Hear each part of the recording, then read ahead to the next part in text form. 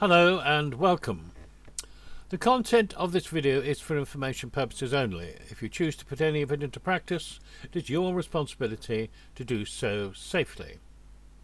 This video illustrates the principle of the parallel approach, which is scheduled for level 3 in the main channel, the driving course files.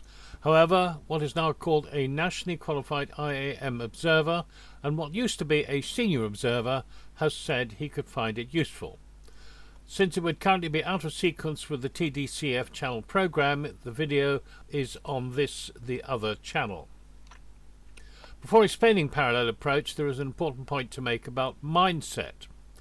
In so-called advanced driving, the further up the scale of competencies one moves, see the 100 scale, the greater the responsibility to act with discretion and restraint where necessary. That is, a willingness not to proceed with an action unless, from the information available at the point of commitment, it can be done with complete safety and consideration for others. This is reflected in the grey scale, where, at the basic driving test level, decisions are essentially black or white. There are a number of situations in driving where there is a point of commitment, traffic lights and overtaking being just two, and the parallel approach is a third. If the conditions are not right at the point of commitment, the action is aborted. The principle of the parallel approach. A key point is obviously the further ahead you can see, the further ahead you can plan, and the reverse is obviously applicable. This means that positioning for view is a key skill set, but it must always be subservient to safety. The principle of the parallel approach is that if you approach a vehicle from behind, you progressively lose view, but if you approach on a parallel track, the view proportionately improves. In its most basic form, it is applied to near-side parked vehicles, in other words, those parked on your side of the road and where it would be necessary to overstep the centre line to pass it or them, putting you on the side of the road for opposing traffic. There is nothing inherently unsafe about being on the off-side of the road, providing certain things are checked. Firstly, and obviously, there is no opposing traffic, which might be close enough to be inconvenienced.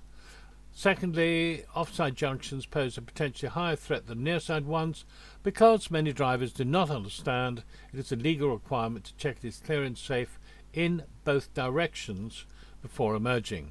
Head-on crashes are not uncommon in this scenario. Those are just two key points, but not the only ones. Let's imagine the parked vehicle is commercial. It could be an HGV or large panel van. Either way, there is no view through the vehicle, and in this situation most drivers approach left of the centre line, losing view as they do so, then at the last moment try to poke the nose of the vehicle out around the parked vehicle to see if it is clear to proceed. If, as they do this, they find they are faced with opposing traffic, they're generally already out in the path of that traffic. What should they do? In essence, the driver has come from a position of weakness and unwittingly got themselves into that situation. If it is safe to do so, the alternative is to move out early over the centre line with enough space ahead to be able to sacrifice the position if opposing traffic appears before the point of commitment. The go-no-go point is reached. The point of commitment should be one where, in sacrificing a position, one ends up left of the centre line, behind the parked vehicle, but not right up to it, and parallel to the traffic flow, giving the driver the best opportunity of seeing past the parked vehicle without getting the nose of the vehicle into the path of any opposing traffic. If, for example, at the point of commitment there is no opposing traffic, then one proceeds. You are committed to the gap, having passed the point where it would have been possible to sacrifice the position. The early position allows the driver to see and plan much further ahead and see any opposing traffic or other issues in good time. This is just a basic illustration, an example of the concept. Finally, here is a practical example.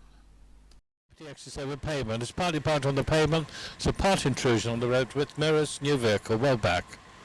So mirrors just moving over the centre line, ready to sacrifice the position. Full out now, mirrors. And point of commitment, and we are clear and safe through. Vehicle behind is closing on us, still no opposing traffic as we ease back towards the near side. We're one ahead.